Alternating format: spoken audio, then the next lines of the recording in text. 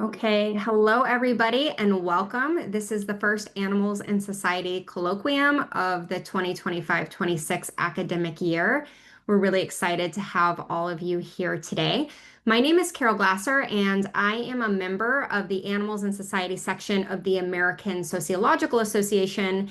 And in that role, I have the privilege of helping to organize this wonderful colloquium series. If you are a sociologist or the work you do is sociology adjacent and you are a member of the American Sociological Association, you should really be a member of our section. But I realize it's niche and a lot of you might be outside of that. But everyone here should most definitely be aware of the Cultures and Animal Foundation, who is the co-sponsor along with our section for this series. So with that, I'm going to turn it over to Martin Rowe, who's going to tell you a little bit about CAF and then introduce today's speaker, which is the reason you're all here.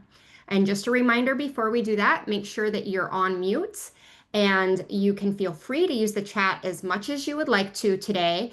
And if you have questions for the speaker, we ask that you hold them till she's done speaking. And if you have questions in the chat that you don't want to read aloud, I'll moderate that and read those for you. Okay, so with that, Martin.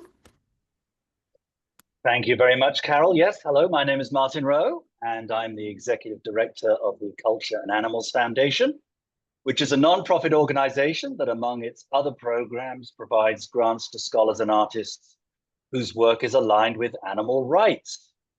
CAF was founded in 1985 by Tom Reagan, the author of The Case for Animal Rights, and his wife, Nancy.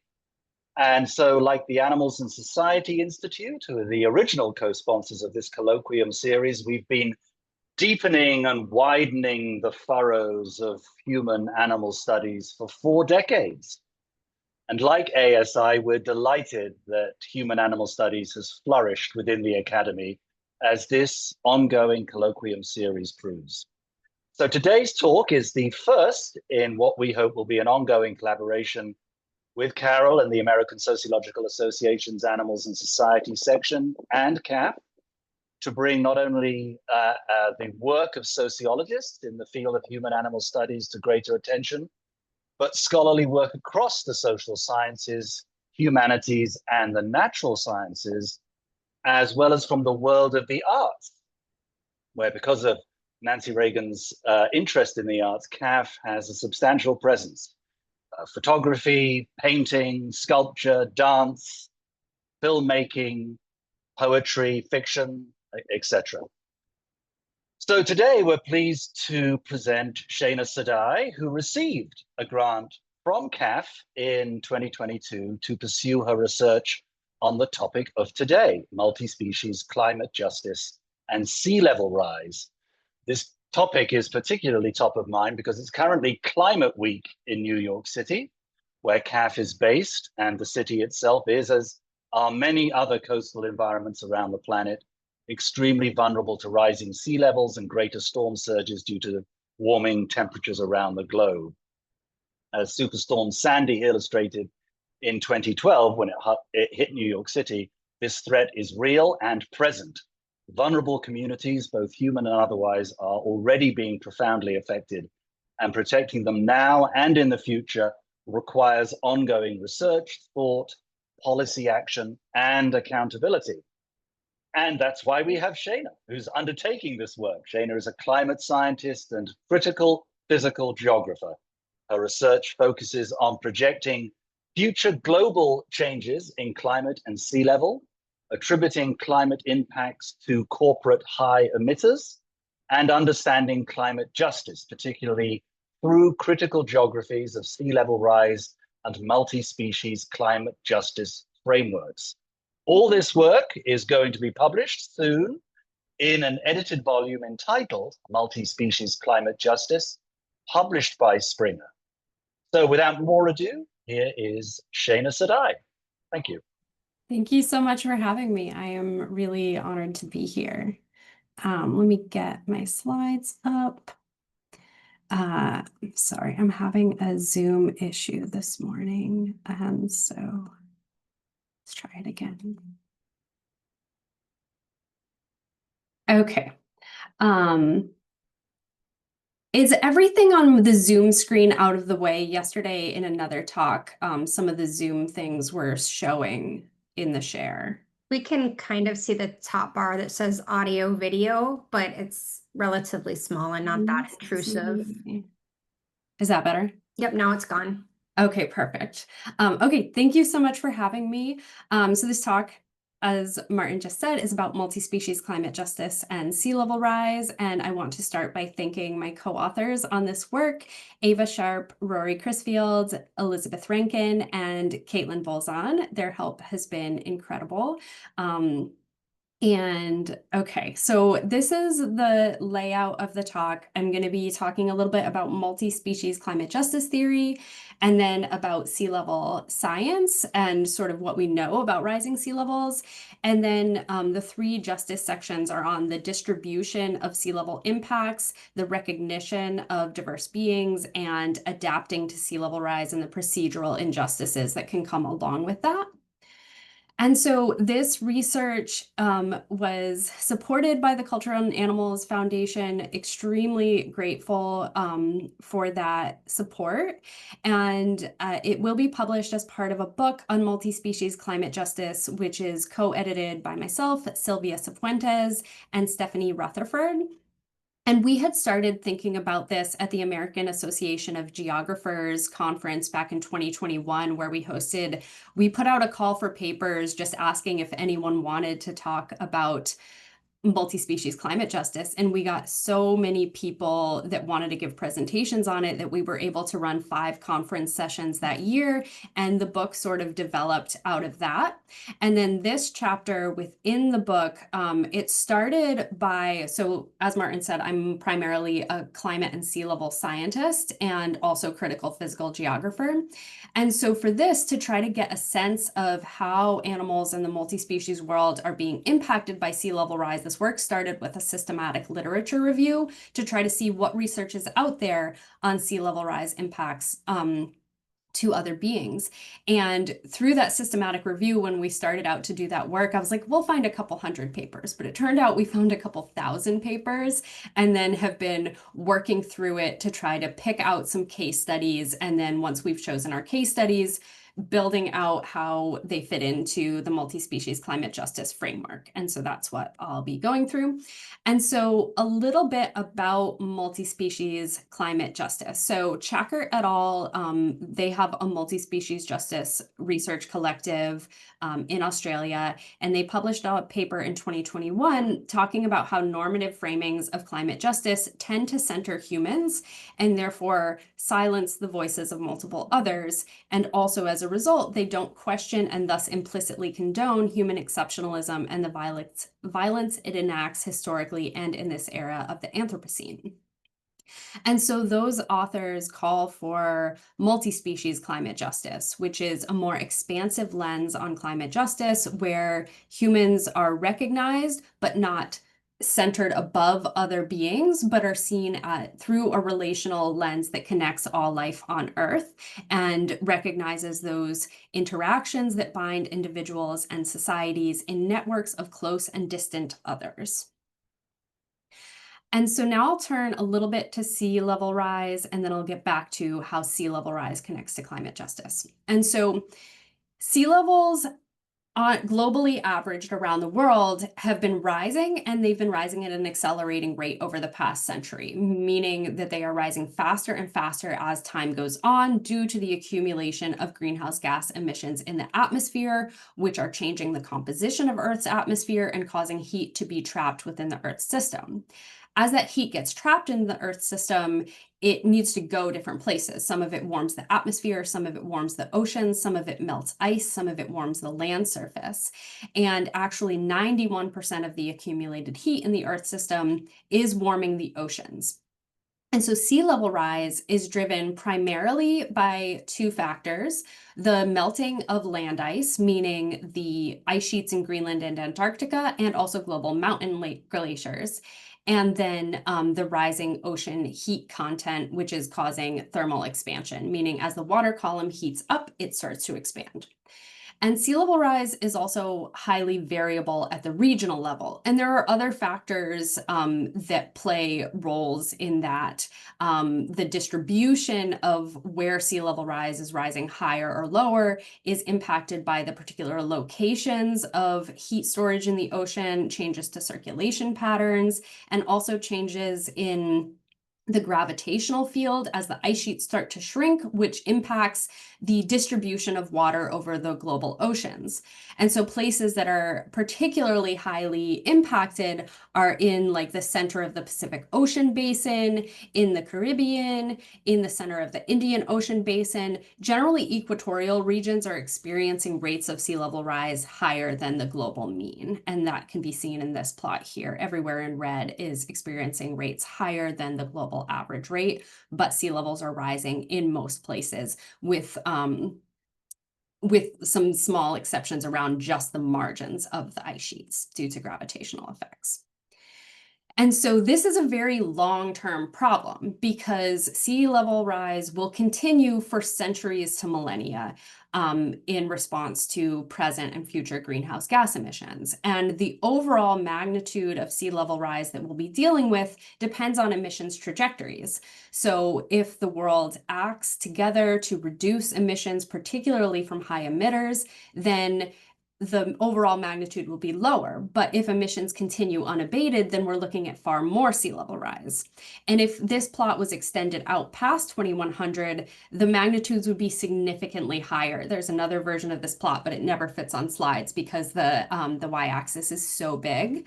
And some of my research that was published earlier this year traces a portion of this to the carbon majors, the world's largest fossil fuel and cement manufacturers, and shows that even just their past emissions will cause sea level rise out through 2300. So there's a very long-term impact from past and present emissions, and that's why the necessity of emissions reductions is so crucial right now. And so this is essentially an irreversible problem on relevant timescales once sea levels go up. There's no real way to draw them back down without temperatures overall coming back down and a regrowth of ice sheets. And so the impacts of this are really wide-ranging. There's, of course, inundation and flooding. There are extreme water levels, which come from storm surge flooding and high tide flooding. There is erosion from the wave impacts against the shore. And there's the salinification of fresh water as the salty ocean water starts mixing in to fresh water, such as in swamps or freshwater lenses and atolls. And that causes changes to ecosystems. And so all of these can directly harm animals and disrupt ecosystems, which are multi-species communities. And then just to contextualize that a bit, while I'm focusing on sea level rise here, it's occurring alongside all other climate impacts and other anthropogenic stresses. So in 2024, we experienced yet again the hottest year on record, a record that surely will soon be broken. And we had the first year where globally average temperatures went above 1.5 degrees Celsius, which is in an annual average context, but it means we're getting closer and closer to the point where the Paris Agreement 1.5 degrees Celsius, which is a multi-decade average, that is coming closer and closer. And so higher air and ocean temperatures, changes in precipitation, and increasing strength of cyclones are just some of the things that are happening alongside this. So as animals are dealing with sea level rise, they are also dealing with all of these other impacts. And of course, stresses due to habitat fragmentation, poaching and hunting, and other types of pollution such as plastics. The injustices of sea level rise, as I wrote in my 2022 paper published in Earth's Future, are, I'm using this threefold framework where we have distribution injustices, meaning that there is a mismatch between the responsibility for emissions and the climate impacts that are occurring. So emissions are coming from heavy polluters, industrial polluters. The billionaire class is responsible for a significant majority of emissions. And so there's a real distributive injustice between impacts that are happening to the animals that I'll be talking today and the sources of emissions. There's recognition justice, which is acknowledging the existence rights of diverse beings and their use of space. That is extremely important. And then there's procedural justice, which is talking about uneven political power dynamics, which shape the responses to sea level rise, such as sea level rise adaptation. And this plot is just showing future spatial imprint of how sea level rise responses happen to a collapse of the Antarctic ice sheet, even under low emission scenarios. So sea levels have changed over Earth's history, and most recently that happened at the end of the last glacial maximum. And so some species that are alive today, obviously, were also alive at that point in time. But resilience to past sea level change does not necessarily mean that there will be resilience to future sea level change, because the rates and magnitudes that we're experiencing today have the potential to be so much higher. And so this is looking at the case of the African penguin, and this is looking at sea level rise over time over the last 22,000 years. And so sea level was steadily going up at the end of the last glaciation. The island area around the coast of Southwest and East Africa, where the African penguins live, that land area started to be lost as islands became inundated. And with that came a decline in the population. So the population went way down at the end of the last glacial maximum, but sort of reached like a steady state and has been pretty steady for the last 10,000 years. However, current sea level rise due to greenhouse gas emissions is now endangering the African penguins. And so this shows that resilience to past sea level change doesn't guarantee resilience to future sea level rise. To think about the impacts of salinity stresses, these are just two case studies that came up in our systematic review. One is the melon barb fish, which is experiencing respiratory dysfunction and stresses from high salinity. So as sea levels rise, that salty water starts mixing in, and that's a process that happens over time. The water gets saltier and saltier. And so species that are adapted to living in fresh water, as that salinification happens, are going to be impacted by it in a lot of different ways. There's also the case of the saltwater crocodile, which in the name, you're like saltwater crocodile. They're good with salty water, except that they use different spaces in different ways, and they require freshwater swamps for breeding and nesting. And so as the salinification is happening in their region, they're experiencing reproductive stresses as a result of sea level rise. Distributional impacts are also particularly important for island and insular communities, meaning places where a species only exists in one small geographic area. And islands are often insular communities. Islands are also particularly important for migration routes. And this is the East Asian Australasian flyway for migratory water birds. And you can see sort of the trajectories that they go through over here.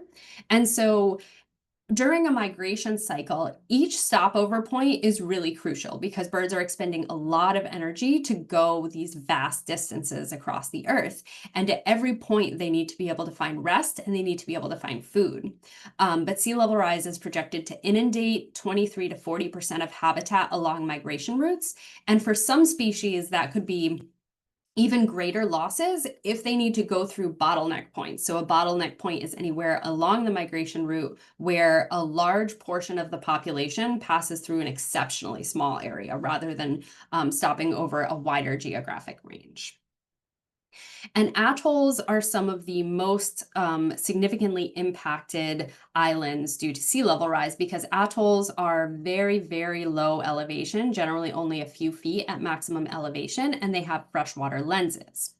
Atolls are also in the pathway of Pacific tropical cyclones, and storm surge flooding creates extreme sea level events, which is times when the sea level temporarily rises much higher due to something, storm surge flooding, which if it happens on top of a normal high tide, can be even worse. And that's, of course, happening during cyclones, which are also bringing high winds and heavy precipitation. And so one of the case studies we saw was of the flying foxes of Micronesia, which reside in atolls in Micronesia. And they are experiencing impacts to their roosting sites and the loss of breadfruit trees, which is their preferred food source. And that's happening due to repeated storm surge flooding. So over the long term, they're projected to lose huge amounts of their habitat area because it's in atolls, some of which are projected to become submerged, but they're also experiencing losses due to repeated extreme sea level events from tropical cyclones.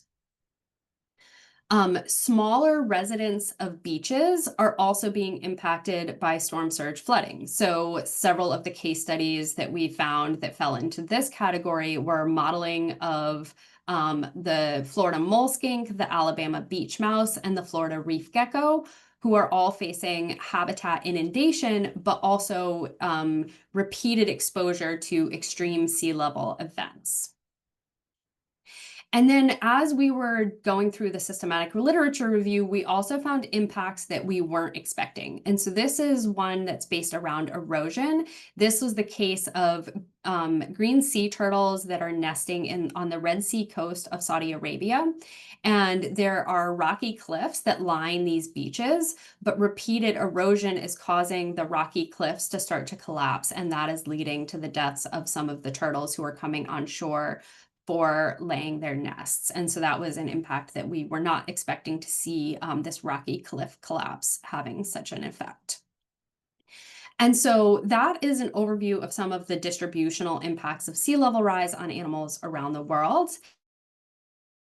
And now we're going to turn to the pressing need for recognition respects the well-beings. And so in environmental justice literature, there's often a self-other dichotomy that is used when talking about impacts. And Antadze introduced the concept of the unknown other, meaning those that we may not know now or in the future.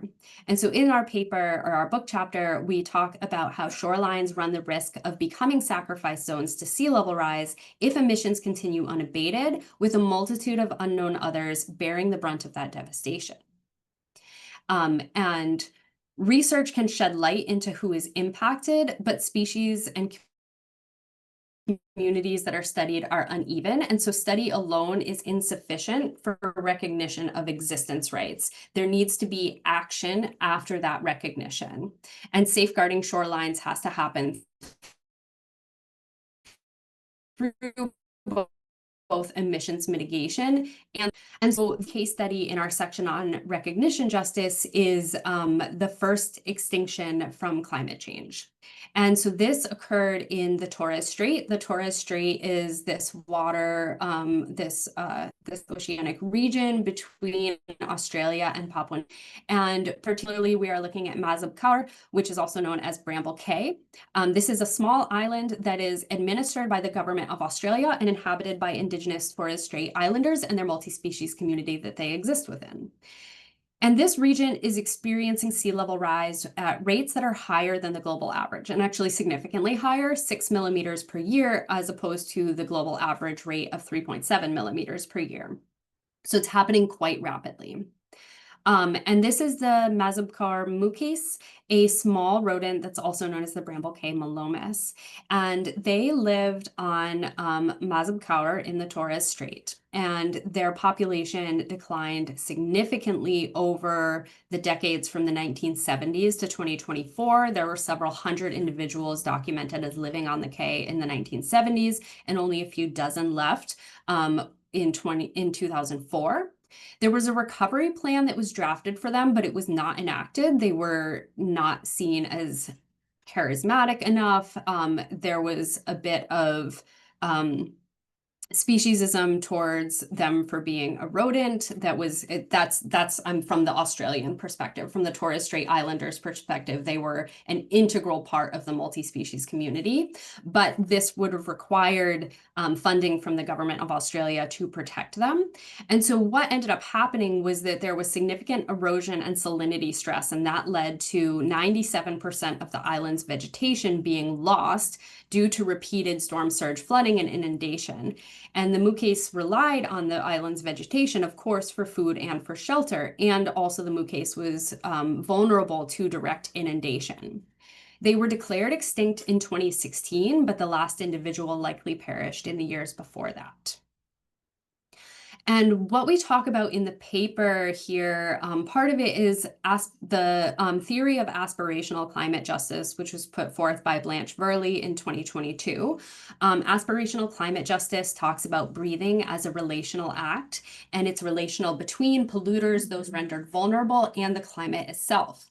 And so drowning stops breathing, which means that drowning is an aspirational injustice that's, when it's happening due to sea level rise, is happening because of greenhouse gas pollution and the lack of recognition of the survival needs of diverse species.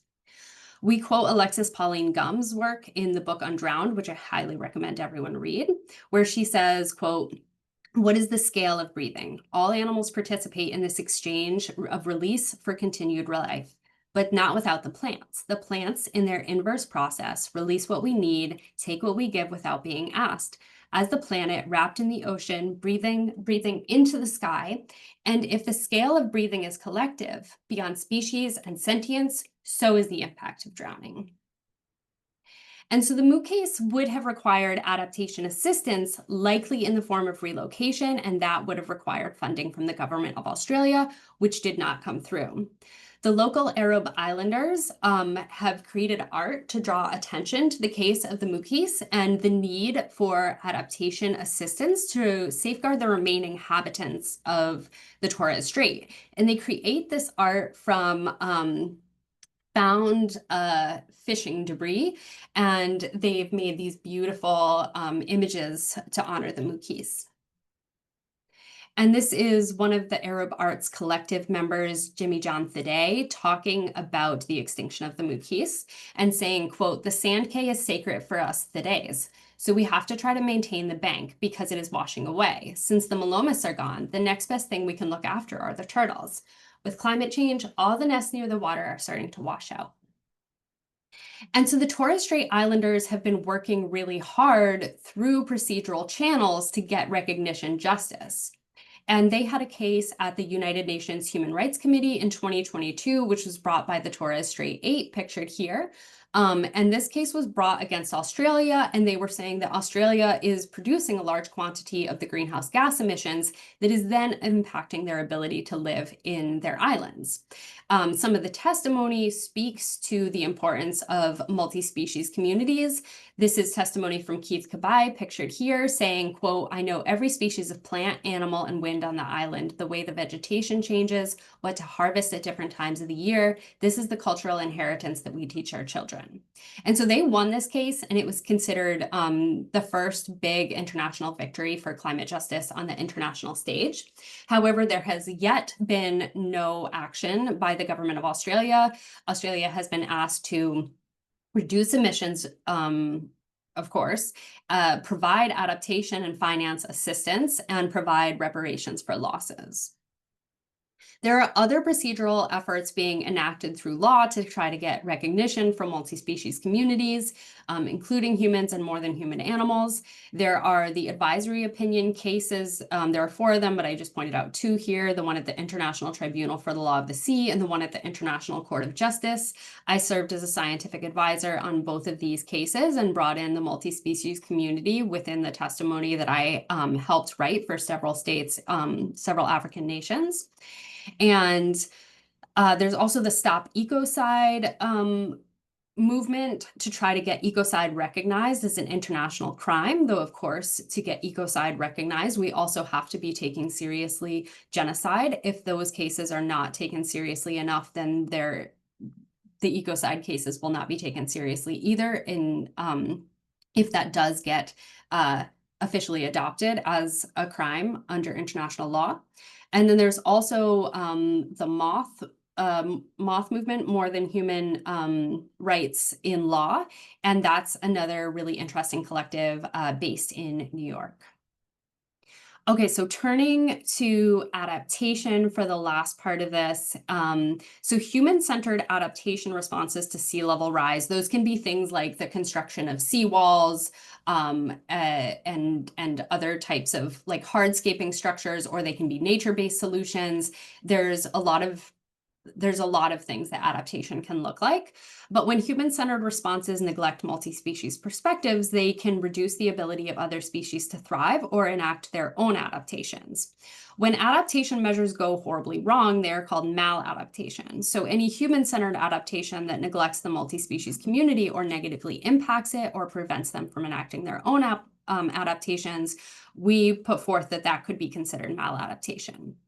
And so adaptation measures are underscored by, of course, political decisions, whose interests to protect, how to do that, what resources are available. This is a paper by Angie Pepper in 2019 talking about what we owe other animals in adaptation to climate change. And Dr. Pepper puts forth these 4 things that we need to ensure: that human-built environments protect all that live there regardless of species, that they don't jeopardize the adaptation responses of free-living animals, to remove human barriers to autonomous animal adaptations, and to facilitate the adaptation of non-human animals who cannot autonomously adapt. So I'll give some examples of those. And I know I'm running low on time here. So this was a short internet article that Jeff Sebo and I wrote in 2020, and it primarily took some examples of sea turtles. And so species of turtles, they nest on beaches, and the beaches are being inundated by rising sea levels. Human-centric adaptations such as seawalls, which are enacted to protect property and infrastructure of humans, can pose multi-species reproductive injustices that put species survival at risk. So this is some images of this from Gary Appleson of the Sea Turtle Conservancy. This is a seawall. These are nesting sites. And so if storm surge flooding or high tides come in, that can wash away these nests. Turtles may have preferred to nest further up on the beach, but if there is a wall built in the way, then they can't get up that far. And that's sort of what you can see here, where there are the tracks of a turtle coming up, meeting the wall, and then having to go sideways rather than being able to continue up the beach. There are some examples of human adaptation assistance. And so one of these is of the salt marsh sparrow. The salt marsh sparrow is currently endangered and facing potential extinction between the next decade because they build nests that are very low lying near water. And so they're really vulnerable to flooding and to tides. And so 2035 is very near term, and emissions trajectories, sea level projections under them tend to diverge by about mid-century. And so this is even earlier than that, meaning that current flooding is actually the biggest threat right now. And there was this paper that was talking about the first successful translocation of a salt marsh sparrow nest, or the nestlings within it. And this actually happened within the paper as a result of predation, where the mother bird was killed by a raccoon, and the 2 nestlings that were remaining in the nest were, the researchers made the choice to try to move those nestlings to another nest with a mother bird present. And they successfully fledged. The mother bird accepted the other chicks, and all of the nestlings successfully fledged. And so the authors were putting forth that this could be a potential human-assisted adaptation response to sea level rise if necessary. And then another example is of the giant tortoises of the Seychelles, which are living in atolls, which, as I said earlier, are very low elevation. And so they're candidates for migration assistance because it's very hard for giant tortoises to move between islands. And so migration assistance to high elevation granitic islands could be an option, though poaching and other threats mean that you need to really closely monitor any relocations for these giant tortoises. But also I want to point out here, and we get more into this in the paper, that of course there are interspecies communication barriers, and there are power differentials between humans making the decisions for animals and what animals might want. And so that complicates the idea of getting consent for migration assistance, and that's something that needs a lot more discussion around that aspect of it. And then to give an example of an autonomous adaptation, this is the silver rice rat. They live in the lower Florida Keys, and this is sort of a map of what that that territory is, and this is the silver rice rat. And in 17 years of monitoring, it showed that they enact autonomous adaptations to move to higher elevations. And that has worked on this timescale of sort of multiple decades at this point in time. But without emissions reductions, that is not sustainable because this area could face quite substantial inundation, especially under a high emission scenario. So we should learn from what happened to the Mukis in Mazamcaur to prevent the losses of the silver rice rat, the Alabama beach mouse, and many others. And then to note here, there's work on indigenous sea level rise adaptation frameworks, and this is work from Kelsey Leonard, published in 2021, called the Wampum Adaptation Framework, which has these aspects, the W for witness, acknowledge, mend, protect, unite, and move when necessary. And so under colonial structures, there are more likely to be impacts that are not helpful to the multi-species community, but indigenous adaptation frameworks can provide examples of adaptations that are more inclusive of the multi-species community. And so I recommend checking out this paper. It's a really excellent paper and learning more about that framework. And then just one other example is restoration of habitats using Hawaiian indigenous lo'i techniques can expand sea. And so within the modeling in their paper, they show potential waterbird habitats, ground inundation due to sea level rise in the blue and green, and then potential waterbird nesting habitat expansion that can be gained from ecological restoration using the indigenous lo'i techniques. And so this study shows that you can contribute to the recovery of waterbirds that are presently endangered, such as the black-crowned night heron, by enacting these, and that can actually lead to an expansion of potential habitat, even more so countering what is lost by sea level rise. So that's a really positive example there. And so just to wrap things up, we need a broader understanding of how different beings are being impacted by sea level rise, and to think about these distributional injustices. How is sea level rise affecting different species and multi-species communities across space, across time? We need a relational lens on ecological diversity that recognizes the existence rights of all beings, and then acts on that recognition to enact protection through emissions reductions and adaptation assistance, and then representation of the more than human world in law and policy spaces, particularly around planning sea level rise adaptation responses and trying to get justice through local and international courts. And interdisciplinary collaborations and outreach is really helpful for all of these things. And so with that, thank you so much for your time, and I look forward to talking with you all. Thank you so much. Thank you. So at this time, we can move to question and answer. So if anybody in the audience has a question, you can just use your hand raising thing, and I'll call on you in the order that you raise your hands. And you can also put questions in the chat if you'd rather not speak, and I'm happy to read them for you. So does anyone have a question to get us started? Yes. Okay. So we have one in the chat from Martin. Do you want me to read it, or would you like to say it? I can say it. So animals that adapt to changing environments by moving might be reframed by some as an invasive species. So how do you calibrate ecosystemic adaptation vis-a-vis protecting vulnerable native species? It's a very tricky question to start you off this afternoon. Yeah, it's a tricky question, but it's a good question. So there's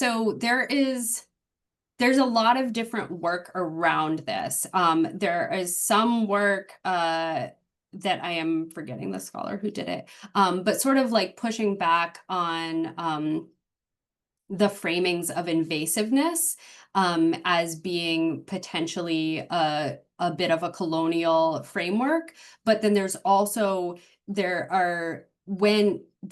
some work that shows that there are some species that can, through really rapid reproduction and expansion, cause detrimental impacts to other species. And I think a lot of the case studies here aren't ones that would fall within that, like the giant tortoises of the Seychelles. I don't think they're in danger of disrupting other ecosystems through relocation. There's also some work that was really complicated that we didn't get into the paper, showing that, like, say, through salinification of the freshwater ecosystem, that can be really helpful for saltwater species. Maybe it's expanding their habitat while taking away the habitat that just got salinified. So is that then helpful for some species and detrimental for others? And that gets really complicated. But what we want to get back to is the existence rights of all species and trying to come up with solutions. So say when relocations are happening, choosing those very carefully in such a way as they won't be disruptive to species that are already existing there. Really trying to think about the entire process as being relational, as how these species interact with all other species and what will be the most beneficial sort of outcome in any given situation. And that's going to be really locally dependent, really species dependent. And I think it takes a lot of really careful thought and communication to try to figure out when a relocation could be harmful, when it could be helpful. If there's a place that a relocation could be harmful, is there another place that same relocation could be helpful, that could be used instead? And so I think just keeping that relational lens and always coming back to what is most helpful for all species, and is there something that can work? I try to lean towards, like, I think there's something that can work and trying to be hopeful about it. So yeah, that's some of my thoughts on that, but it is really tricky. Thank you. I have a question for you. It strikes me that a lot of these issues are very contextually dependent and very local in nature, but the solutions might be beyond being local, right? And we know these issues are going to come up against, borders and boundaries. And I'm wondering what sort of barriers there are to some of these potential solutions that you're proposing, like relocation. Do you have any, like, examples of where maybe some of these borders have sort of made this not possible, or any maybe hopeful examples where people have worked together to make it possible? Yeah, I think so that's such a good question. And borders are something that I didn't include in this presentation, but it's something that we do have in the book chapter, because that is a particularly tough challenge that's getting tougher with the current geopolitical situation, where we're seeing increased securitization of borders, increased, like, walls, fences, which harm human movements and non-human movements. And that is extraordinarily detrimental for so many reasons. And ideally, with climate change, because climate change will necessitate movements of all beings, humans and non-human animals included, ideally we want a more, inclusive and welcoming sort of outlook for the entire international community, to try to have it be more normalized that people and animals can move between spaces. And I think a lot about the profoundly negative impacts that we're seeing at the US-Mexico border with the construction of the border wall and the like, just outrageously harmful impacts to humans and to the non-human community there. And so that is a thing which is quite challenging to deal with. Thinking about a hopeful case study and a more, like, helpful case study is that there is coordination between Pacific Island nations to try to have adaptation assistance through relocation that is done between atoll states and high granitic states. So like Fiji, for instance, has offered to take in folks from Tuvalu because of the potential need for movements. And I think that is a coordination effort. The whole idea of relocation, though, is obviously not the ideal solution. The ideal solution is for people to be able to adapt in place. And that is what people are routinely asking for. And I believe that that is what the multi-species community would benefit best from as well. But in order to be able to adapt in place, it really depends on emissions reductions. And that gets back to the international collaboration perspective, because as we see in Climate Week right now, and with the negotiations that are ongoing, the negotiations are not currently going well. We are not on track to meet our emissions reduction goals, and meeting our emissions reduction goals is the most crucial thing to preventing the worst outcomes of sea level rise. Thank you. Do we have any questions from the audience?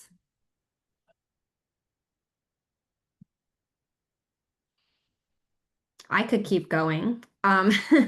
So I teach a very basic, like freshman, sophomore level class called Animals in Society. And one of the questions that I get whenever we talk about things like, the environment, which they picture to be like, not the city, but you know what I mean. When we talk about, you know, other animals and nature and our responsibility toward them, is this question, well, if you're saying that we should respect and leave other species alone, then why are you also saying that we should come in and assist other species? So I assume this is something that you've thought about. Is there something in the literature or something that you and your team have thought about in terms of, when is it ethically responsible to wait and see what happens? And when is it ethically responsible to push to ensure that humans help other animals because of the problems we've created? Yeah, I think I guess the first thing that comes to mind is Ava Meyer's work on interspecies communication, and trying to sort out an answer to that, because it is really hard to make choices for other beings. And I think that, like, humans and the more than human world are interconnected already, even in cities like where I live. I love my multi-species community, and I am very yeah, very, very interested in trying to figure out communication methods with my non-human neighbors. And I think, like, ideally, I always just get back to emissions reductions because I'm a climate scientist, and I always go towards that sort of thing. But I think that trying to watch and witness and respond in sort of the wampum adaptation framework kind of way of witnessing and trying to see what animals are enacting themselves and ways that we can help with it is really important. I'm not sure if I'm answering the question specifically, but I feel like I'm maybe not an ethicist. I'm much more of a climate scientist, so I'm always going to come back to reduce emissions, allow species to do what they want to do, reduce barriers like walls and fences, and yeah. Yeah, that was great and helpful. Thank you. All right, so we have some audience questions now. Abby? Hi there. I really enjoyed this talk, so thank you for all the wonderful things that I've learned from you today. My question really draws from my own research, which focuses on marine life and the management of kind of marine areas. And I wonder how sea level rise conceptualized. It seems in this talk it was quite land-based focused on the impact of land. But I know from my own research that there are significant impacts to marine life with regards to sea level rise. So I just wondered if maybe you could talk about that. And then I would really appreciate you helping me with something I struggle with is marine species are a lot less knowable than land-based species. So how do you kind of conceptualize, less knowable, less accessible to human species in the work that you're doing. So yeah, thank you very much, and I'm really looking forward to your answers. Thank you. That's a really good question. We did come across a few case studies of sea level rise impacts on marine animals.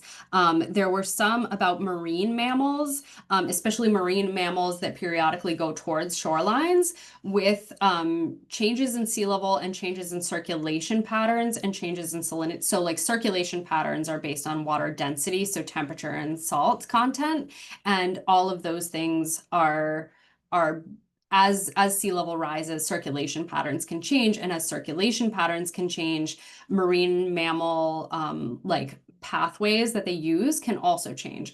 And so we saw a little bit of that in the literature. We also saw impacts to harbor seals.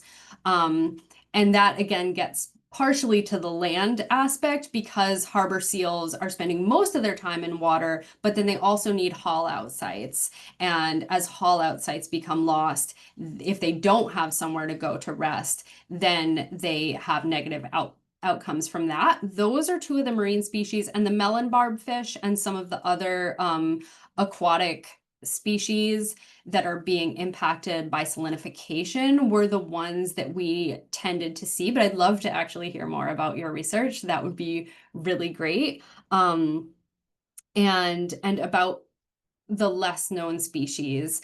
I think so I'm gonna just plug Alexis Pauline Gumbs's book here again. If folks haven't read it, it's called Undrowned Black Feminist Lessons from Marine Mammals.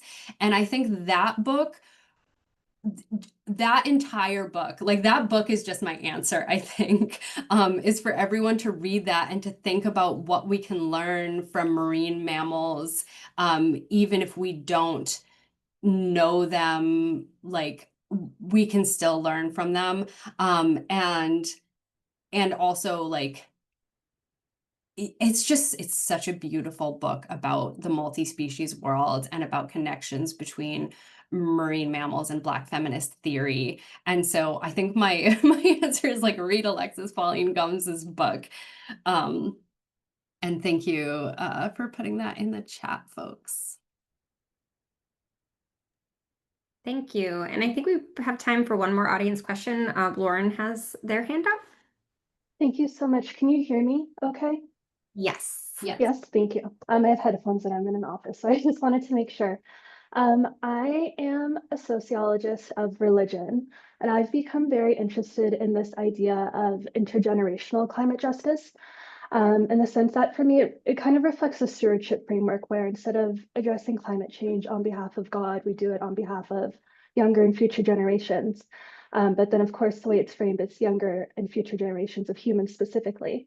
And when I was listening to your presentation, I don't know, it doesn't sound like there's, or is there intergenerational climate justice within a multi-species framework? Because when I was thinking about it as you were talking, I'm not sure it works the same way in the sense that some of the worst impacts of climate change are impacting other species now, like extinction. And then so whether a multi-species justice framework, in your opinion, in a sense, maybe reorients us towards the present in a way that human-centered climate justice doesn't, in the sense that, you know, the worst impacts of climate change are yet to come. So I was just curious your opinion on that. Thank you so much. Yeah, that's such a good question. That's such a good question. And I think so like the best example within this presentation, I think, of intergenerational multi-species injustice is the case of the African penguin, because over the course of 22,000 years, a lot of generations of African penguins lived through that time and were able, like they suffered huge population drops as a result of the last glacial maximum, which was just a result of cyclical variations in the Earth's rotation and yeah, in the Earth's orbital dynamics. And so now with anthropogenic climate change, that's a huge intergenerational injustice for the African penguins because they've already survived so much. And now what does that mean for future generations of that species? But all of these could be conceptualized within an intergenerational framework. I think any of them really could be thought about temporally. I kind of talked, like, I didn't specify timescales in a lot of these, but in many of the examples I gave, I was talking about inundation projections, which is over, some of them were over decadal scales, some of them are over century scales, and within different species, that can mean different things in terms of intergenerational. So like with the giant tortoises of the Seychelles, their lifespans are incredibly long. Some of them have already lived through dramatic climate change just over a single generation. And so what they could experience over multiple generations is it's really vast. Like they have a really long memory for the experiences. And I think about this all the time, actually, in terms of marine mammals that have really long timescales, and like what is the extent of ocean warming that they have experienced, and that ocean warming that they are directly experiencing is then driving sea level rise, even though they are experiencing the warming aspect of it rather than the water column expansion aspect necessarily as the primary thing. But that's happening over the course of a single generation and then over multiple generations. And so I think there is an intergenerational aspect of all of this, and I probably did not make it explicit, but I think that's a really, really important thing to think about. And when I'm considering distributional climate justices, like I talked about in my 2022 paper, that is both distributional in a spatial scale and in a temporal scale. So all of these things have the temporal scale aspect to them. And then you have the long-lived species like the giant tortoises, and then species with shorter lifespans who are experiencing multiple generations, even within like a couple decade span. So I think that could totally be made more explicit in all of this, but I think that that's a really, really important point, that intergenerational inequities are a through line through all of this. All right, thank you so much. Thank you. Thank you, Dr. Well, I'll say Shaina, now we're friends. Thank you, Shaina, for such a wonderful presentation. I really enjoyed it. And thank you to everyone who's in the audience today for coming. With that, we're going to wrap up today. I would like to say we're going to have another colloquium next month, but it's not quite planned yet. So make sure that you get on the CAF email list so that you're notified of it. You found us here, though, so you probably already are. I always like to give our speaker the last word. So if there's anything else you want to say before we leave about this topic, or maybe about how to find your book in the future, I'll hand it over to you, Shaina. Yeah, thank you all so much. I mean, it's Climate Week, and I think one of the best things that we can do is just to keep talking about this, keep pushing for climate justice, keep talking about the ways that it impacts all living beings, both now and in the future, and to keep pushing for mitigation action, adaptation action, and a truly inclusive lens on climate justice. So thank you all so much for coming to this talk. I really appreciate it. Thank you to the Animals in Society. Thank you to the Culture and Animals Foundation. Thank you all so much. Thank you. All right. Bye, everybody. Have a good rest of your week.